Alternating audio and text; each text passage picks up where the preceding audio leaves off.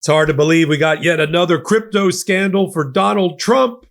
This one involving him getting ripped off potentially because it's an unregulated wild, wild west when it comes to cryptocurrency. So is it any shock that there's been an announcement of a crypto wallet with Donald Trump's branding that the family immediately renounced and said they had no part of it? Thieves ripping off other thieves. I cover it on a brand new podcast only on the Meidas Touch Network we call The Intersection. Here's a clip. Let's dive in and talk about the crypto scandal. There are so many ways that Donald Trump is using cryptocurrency, various forms, including meme currency, in order to line his pockets and those of his family. Let me count the ways. One, his family owns a leading Bitcoin mining company, right? Cryptocurrency has to be created. It's created through algorithms, complicated math formulas that are that unlock at the end a cryptocurrency or a meme coin. They use a tremendous amount of computing power. Picture server farms that are the size of a small city, and the power that's required for that, and the water to cool, and the rest. That's how you make cryptocurrency. Doesn't have any intrinsic value other than the value that the market places on it on the buy and the sell.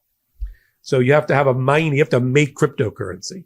And so they've bought, the Trump family, a crypto miner, American BTC. That's one aspect, one of the part of the ecosystem of how you make money in cryptocurrency when you're at the Trump level, and how he's made billions of dollars since January doing it.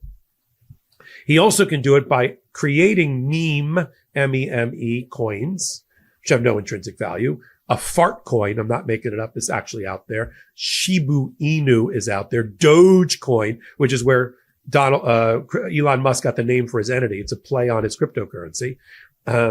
These are the worst they're the lowest form of cryptocurrency. They're sort of non-fungible tokens, like those trading cards that Donald Trump loved to, cosplay when he dressed up as an astronaut and a cowboy and a fireman. It was like a bizarre, Village People for Donald Trump. Really weird, but they sold because they have value because somebody else wants to buy it. It's like little pieces of art. They had digital signatures.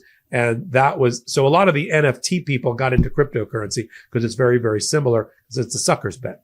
So Trump created a meme coin. Then he created the trading platform for the meme coin. He provided the liquidity pool for the meme coin. And then he pushed the volume of it sort of as a pump and dump scheme, except he never really has to dump. He just needs to pump. It's a pump and pump scheme because he owns the platform. He makes money regardless of the price of the the meme coin, on the buy and the sell. So he wants volume. He wants trading. So he promotes it by having, with your and my taxpayer dollars, hosting dinners that he attends with the great seal of the President of the United States in front of it, in which he brings together 250 of the leading holders of his meme coin in a meme coin wallet, and he pats them on the back. And half of those people, as we know, are foreign investors because they want to buy a piece of the president. They can't do it without violating federal campaign regulations. So they do it by buying his meme coins. And he promotes it because he makes a lot of money on the meme coin, on the value of the meme coin, on the buy and sell of the meme coin. And then as we came on the air, we all saw this morning this announcement, $Trump meme coin wallet for sale. Join the waiting list now, with a picture of him at Butler, Pennsylvania with his fist up. And I thought, well, that's legit. I had heard there was something in the works at World Liberty Financial, which Donald Trump owns with his sons, but apparently not his daughters. Along with Steve Witkoff, who's the de facto Secretary of State. He's the guy that runs around to Iran and cuts the nuclear deal. He's the one that dealt with Putin and got his lunch eaten in front of him. It's not Secretary of State. It's Steve Witkoff, golf buddy, developer friend of Donald Trump. And Witkoff got the Trump family into cryptocurrency heavy, including introducing them to a couple of crypto bros, one of which went to jail. And that's what our president of the United States, that's who he's in business with. So I knew that this World Liberty Financial, owned in part by Witkoff and the sons and Donald Trump, was about to launch a wallet. That's an electronic holder for your electronic money, for lack of a better term. You have to hold it in an account. The account is called a wallet. So they were going to launch some branded wallet. And I said, well, here it is. It's got a $Trump in it. Otherwise, kind of an invasion of privacy and a copyright violation. And I looked at who sponsored it, and it was something called Magic Eden, which is a company that was in business with Donald Trump for his NFTs.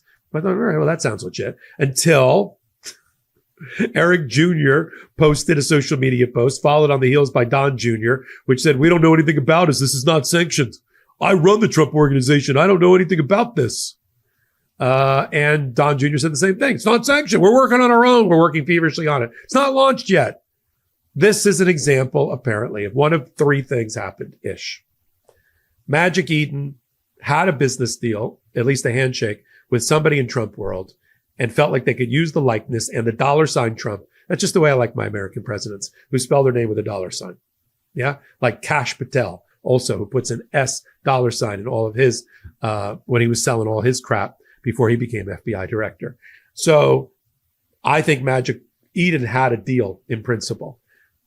And they mocked up this wallet announcement. They put the Butler, Pennsylvania photo there and with the Trump name and the waiting list, and they launched. Except either the Trump person, including Donald Trump, that gave him the green light, didn't clear it with Don Jr. and Eric, who were about to launch their own wallet, because you can have more than one wallet. And that led them to have to scramble. So that's one example. Second is they just ripped off the Trump family. That could happen. This is the wild, wild, unregulated West of cryptocurrency. It is possible that the Trump family just got ripped off, which is, cosmic justice that would happen. That you got ripped off in this unregulated world. It's unregulated because Donald Trump doesn't want to regulate it. He's removed all the Department of Justice protections. He's got rid of all the laws. He got the Securities and Exchange Commission out of the business of regulating cryptocurrency. He never stood up a cryptocurrency regulator because he doesn't want one. He packed his cabinet, including his Commerce Secretary, Howard Lutnick, with cryptocurrency acolytes. I mean, Cantor Fitzgerald, the company owned by the Commerce Secretary, now by his two sons, who are like under 30 and never worked a hard day in their life. But in any event, they're heavy into cryptocurrency in every way, shape, or form.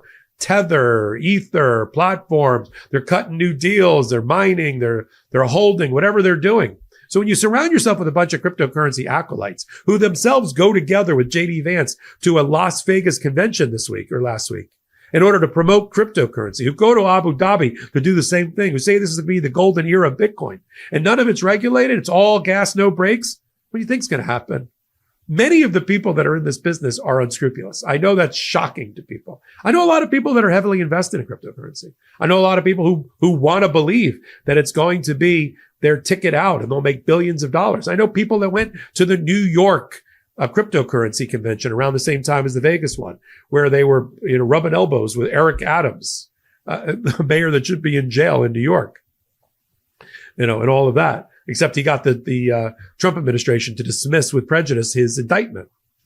So I get it. Okay. I invested a couple of shekels in cryptocurrency early on. I have family members that worked in cryptocurrency until their company went completely belly up and got defrauded a couple of times and put out of business. And I know the types of people that are involved in this industry. So it's no shock to me that either Trump screwed the sons and didn't tell him he cut a deal with Magic Garden, which is my first thought, or Magic Garden is ripping off the Trump family. Welcome back. I love doing my shows, Legal AF, with my co-anchors, Ben Meiselas and Karen Friedman-Agnifilo, but once a week, I just want to spread my wings and do it myself. No holds barred, no smoke or sunshine, and they gave me my own show. and I got a new computer too, as you can see from the room, every Tuesday night at 8 p.m. Eastern Time on the Meidas Touch Network, and then repeated over here on Legal AF, your one-stop shopping for all things law and politics. So until my next report, I'm Michael Popok. Can't get your fill of Legal AF? Me neither. That's why we formed the Legal AF Substack. Every time we mention something in a hot take, whether it's a court filing or a oral argument, come over to the Substack. You'll find the court filing and the oral argument there, including a daily roundup that I do called, wait for it, Morning AF. What else? All the other contributors from Legal AF are there as well. We got some new reporting. We got interviews. We got ad-free versions of the podcast and hot takes. Where? Legal AF on Substack. Come over now to free subscribe.